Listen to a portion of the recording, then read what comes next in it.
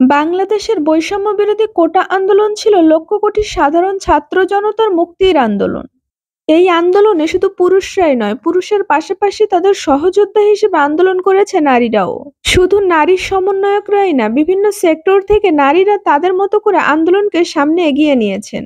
তেমনি কয়েকজন সাহসী নারীর মধ্যে একজন ডক্টর চৌধুরী সাইমা ফেরদৌস। তিনি ঢাকা বিশ্ববিদ্যালয়ের ইনস্টিটিউট অব বিজনেস অ্যাডমিনিস্ট্রেশনের অধ্যাপক। বৈষম্য বিরোধী কোটা আন্দোলনের সূচনা যখন ঢাকা বিশ্ববিদ্যালয়ে, তখন আন্দোলনে এসে নির্মম নির্যাতনের শিকার হওয়া আহত শিক্ষার্থীদের পাশে ঢাকা বিশ্ববিদ্যালয় প্রশাসনের তেমন কাউকেই দেখা যায়নি। ঢাকা বিশ্ববিদ্যালয় প্রশাসনের সবাই নিশ্চুপ থাকলেও সামান্য কয়েকজন শিক্ষক সেই কঠিন মুহূর্তে শিক্ষার্থীদের পাশে দাঁড়ান, শিক্ষার্থীদের সাহস দেন। তাদের মধ্যে ডক্টর সাইমা ফেরদৌস একজন।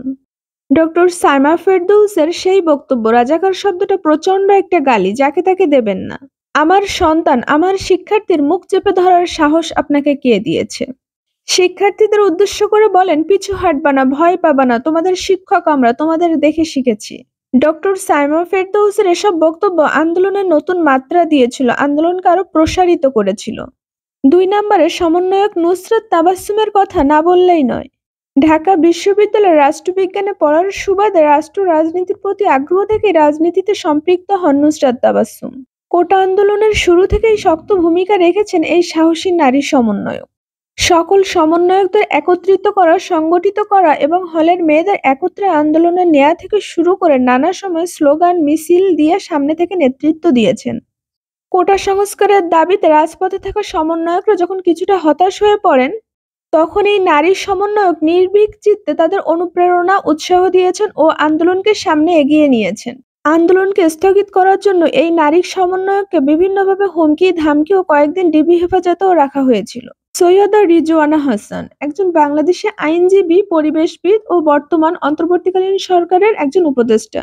বৈষম্য বিরোধী কোটা আন্দোলনের সময় এই পরিবেশবিদও নিশ্চুপ থাকেননি। তিনি শিক্ষার্থীদের পক্ষেই দাঁড়িয়েছিলেন, সরকার বিরোধী মানববন্ধনও করেছেন। শিক্ষার্থীদের উপর পুলিশ বাহিনীর নির্যাতন বন্ধের দাবিতে তিনি সোচ্চার ছিলেন, আইনি পরামর্শ দিয়েছেন, বক্তব্য দিয়েছেন এবং সর্বোপরি শিক্ষার্থীদেরকে পাশে দাঁড়িয়েছেন। ব্যারিস্টার রুমিন ফারহানা বাংলাদেশের একজন প্রথম সারির রাজনীতিবিদ ও আইনজীবী। বৈষম্য বিরোধী কোটা আন্দোলনের সময় তিনিও শিক্ষার্থীদের পক্ষে দাঁড়িয়েছেন এবং বিভিন্নভাবে আন্দোলন করেছেন। শিক্ষার্থীদের উপর পুলিশি হামলা ও নির্যাতন বন্ধের দাবিতে তিনি রাজনীতিবিদ হিসেবে নয়, তিনি একজন সাধারণ অভিভাবক হিসেবে শিক্ষার্থীদের পাশে এসে দাঁড়িয়েছেন, রাজপথে তাদের সাথে থেকে আন্দোলন করেছেন।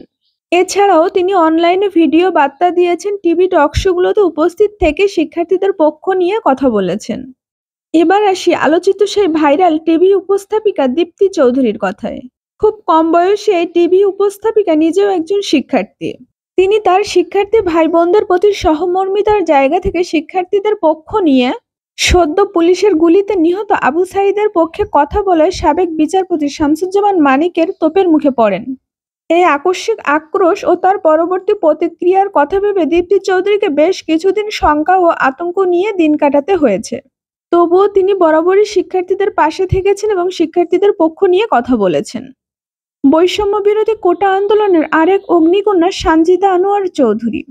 ঢাকা বিশ্ববিদ্যালয়ের ভাষা বিজ্ঞান বিভাগের এই ছাত্রী কোটা আন্দোলনের পুরোটা সময় সামনে থেকে নেতৃত্ব দিয়েছেন। বিভিন্ন সংবাদ মাধ্যমে দেয়া তার সেই সব ভাইরাল বক্তব্য, আমরা কেন হল ছাড়বো, আমরা স্বায়ত্তশাসিত প্রতিষ্ঠানের স্টুডেন্ট, একটা মেধা পড়লে 10টা কোটা গিলে খাবো, গিলে খাবো মানেই গিলে খাবো, তার এসব ভাইরাল বক্তব্য যেন আন্দোলনের নতুন মাত্রা যোগ করেছিল।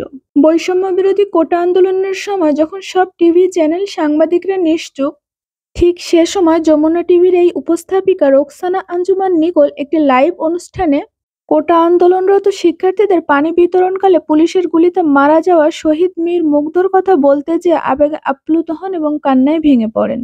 এ সময় তিনি নেটিজনদের কাছে বেশ প্রশংসিত হন এবং তাৎক্ষণিক ভিডিওটি ভাইরাল হয়ে যায়, যা সাধারণ জনগণের কোটা আন্দোলনে আরো সক্রিয় হতে সাহায্য করে।